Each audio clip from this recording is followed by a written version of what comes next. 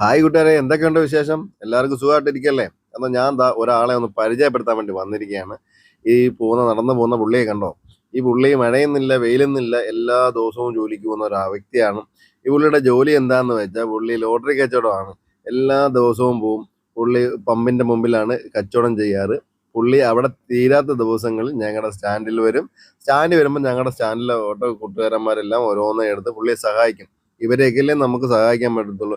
വേറെ രീതിയൊന്നും നമുക്ക് സഹായിക്കാൻ പറ്റത്തില്ലല്ലോ. നമ്മളെ കൊണ്ട് പറ്റുന്ന രീതി എന്ന് പറഞ്ഞാൽ ഒരു ലോട്ടറി എടുത്ത് സഹായിക്കുക. അതാണ് പുള്ളിയുടെ ഇന്ന് ഒരുപാട് ബാലൻസ് ഉണ്ടായിരുന്നു. പുള്ളി ആ വിഷമം വന്ന് പറയാ ഇന്ന് കച്ചവടം കുറവായിരുന്നു. അങ്ങനെയുള്ള കാര്യങ്ങളൊക്കെ പറയുകയായിരുന്നു. അപ്പൊ ഞങ്ങൾ ഇവിടെ ഉണ്ടായിരുന്ന 2, 3 പേര് അതിൽ നിന്ന് ഓരോ ലോട്ടറി എടുത്ത് പുള്ളിക്ക് ഒരു സപ്പോർട്ടായി കൊടുത്തു. നമ്മളെ എടുക്കുന്നത് കണ്ടപ്പോൾ വേറെ 2, 3 പേരൊക്കെ വന്ന് എടുത്തു.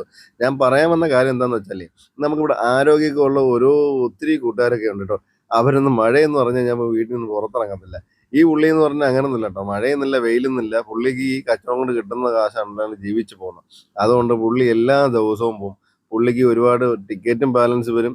പുള്ളി ഏതാണ്ട് 60 ടിക്കറ്റ് എടുത്തെന്ന് പറഞ്ഞു. അതിൽ ഏതാണ്ട് 28, 30ഓളം ടിക്കറ്റ് പുള്ളിയുടെ കൈവശം ബാലൻസ് ഉണ്ടായിരുന്നു. അങ്ങനെ ഞാൻ ഓരോ കാര്യങ്ങളും ചോദിച്ചു. പുള്ളി പറഞ്ഞ് വേറൊന്നും വേണ്ട. പുള്ളിക്ക് ഒരു സഹായം എന്ന് പറയുമ്പോൾ ആ വഴി വരുന്ന ആരെങ്കിലും ഒരു ലോട്ടറി എടുത്ത് സഹായിക്കുക. ഇതിന്റെ സ്പോട്ട് ഞാൻ കറക്റ്റായിട്ട് നിങ്ങൾക്ക് പറഞ്ഞു തരാം കേട്ടോ. ഇത് അതിനു മുമ്പേ പറയട്ടെ, പുള്ളി ഈ 2 ഭാര്യയും 2 മക്കളൊക്കെ ഉള്ളൊരു വ്യക്തി തന്നെയാണ്. പുള്ളിക്ക് വേറെ ജോലി ഒന്നും ചെയ്യാൻ പറ്റില്ല. കാണുമ്പോൾ നിങ്ങൾക്ക് മനസ്സിലാവുമല്ലോ, പുള്ളിക്ക് ജന്മനാ ഉള്ള ഒരു അസുഖമാണ്. അതുകൊണ്ട് പുള്ളിയെ നിങ്ങൾ എവിടെയെങ്കിലും വെച്ച് കണ്ടു കഴിഞ്ഞാൽ നിങ്ങൾ എന്തെങ്കിലും ഒരു സഹായം എന്ന് പറഞ്ഞാൽ ഈ ഒരു ലോട്ടറി എടുത്ത് സഹായിച്ചു കൊടുക്കുക. അത്രയും മാത്രം മതി, വേറൊന്നുമില്ല.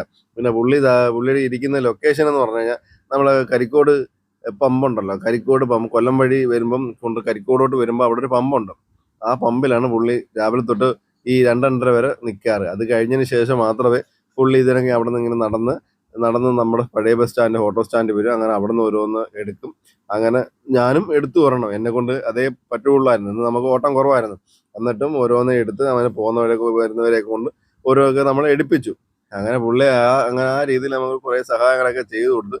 പിന്നെ നിങ്ങൾ ആ വഴി അങ്ങനെ വരുവാണെങ്കിൽ പുള്ളിക്ക് ഒരു ടിക്കറ്റ് എടുത്തൊന്ന് സഹായിച്ചു കൊടുക്കുക. പിന്നെ ഒരു കാര്യം പറയാനെന്താ വെച്ചാൽ, ഇത് ഈ പാവപ്പെട്ടവനുണ്ടല്ലോ, ഈ പാവപ്പെട്ടവനെ പോലെ ഒരുപാട് പേര് ആൾക്കാർ പറ്റിച്ചുകൊണ്ട് പോകാറുണ്ട്. ബൈക്കിലൊക്കെ വന്ന് നോക്കട്ടെ, ടിക്കറ്റ് എടുത്ത് നോക്കട്ടെ എന്ന് പറഞ്ഞിട്ട് എടുത്ത് കൈ വെച്ചിട്ട് ഒരൊറ്റ പോക്കാണ് കേട്ടോ. പാവം ഒരുപാട് പ്രാവശ്യം പുള്ളി വന്ന് കരഞ്ഞ് സംസാരിച്ചിട്ടുണ്ട്. എൻ്റെ ടിക്കറ്റ് എല്ലാം പോയിട്ടുണ്ട്, ഒരുപാട് പേര് ഇത് കണക്ക് ചെയ്തിട്ടുണ്ടെന്നൊക്കെ പറഞ്ഞു. പുള്ളി നമ്മൾ അവിടെ നിന്ന് കഴിഞ്ഞ് കഴിഞ്ഞാൽ നേരെ വന്ന് സ്റ്റാൻഡിലാണ് വരുന്നത്. സ്റ്റാൻഡിൽ വന്ന് കുറച്ച് നേരം ഇരിക്കും. പിന്നെ നമുക്ക് എല്ലാവർക്കും അറിയാവുന്നതുകൊണ്ട് പുള്ളി വന്നിരിക്കുമ്പോൾ നമ്മൾ ഓരോ ടിക്കറ്റൊക്കെ എടുത്ത് സഹായിച്ചു കൊടുക്കാറുണ്ട്. പിന്നെ വഴി പോകുന്നവരെ കൊണ്ടൊക്കെ നമ്മൾ എടുപ്പിക്കാറുമുണ്ട്. അതങ്ങനെ പുള്ളി അതുകൊണ്ടാണ് സ്ഥിരമായിട്ടും നമ്മുടെ സ്റ്റാൻഡിൽ തന്നെ വരാറ്. പിന്നെ എനിക്ക് പറയാൻ എന്താന്ന് വെച്ചാൽ, നിങ്ങൾ ഇതേ കണക്ക് കാണുന്ന ആൾക്കാരെ കാണുമ്പോൾ കണ്ണ് തിരിച്ച് പോവാതെ ഒരു സഹായം, അതായത് ഒരു ലോട്ടറി എടുത്ത് പുള്ളി മാത്രമല്ല, ആരാണെന്ന് വെച്ചാലും അവരെയൊക്കെ ഒന്ന് സഹായിച്ചു കൊടുക്കുക. കാര്യം എന്ന് പറഞ്ഞാൽ അവർക്ക് വേറെ ഒരു മാർഗവും ജോലിയും ചെയ്യാൻ പറ്റാത്ത സ്ഥിതിയാണെന്ന് എല്ലാം കാണുമ്പോൾ നിങ്ങൾക്ക് മനസ്സിലാവുമല്ലോ. അവരെയൊക്കെ നിങ്ങളൊന്ന് സഹായിച്ചു കൊടുക്കുക. അതാണ് നമ്മൾ ഏറ്റവും ചെയ്യുന്ന പുണ്യം. കാര്യം എന്ന് പറഞ്ഞാൽ അവർക്ക് വേറെ മാർഗങ്ങളൊന്നും സത്യം പറഞ്ഞാൽ ആ പുള്ളിക്ക് അറിയത്തില്ല ഞാൻ വീഡിയോ എടുത്തോണ്ടിരിക്കുകയാണെന്ന്. പുള്ളി ഒന്നും അറിയാതാണ് നിൽക്കുന്നത്. പക്ഷെ എനിക്ക് തോന്നി ഈ വീഡിയോ കണ്ടിട്ട് ആരെങ്കിലും ഒന്ന് 2 ടിക്കറ്റ് കൂടുതലെടുത്ത ആ പുള്ളിയുടെ കുടുംബത്തിന് ഒരു താങ്ങായി മാറുമല്ല. അതുകൊണ്ട് മാത്രമാണ് ഞാനിത് ചെയ്തത്.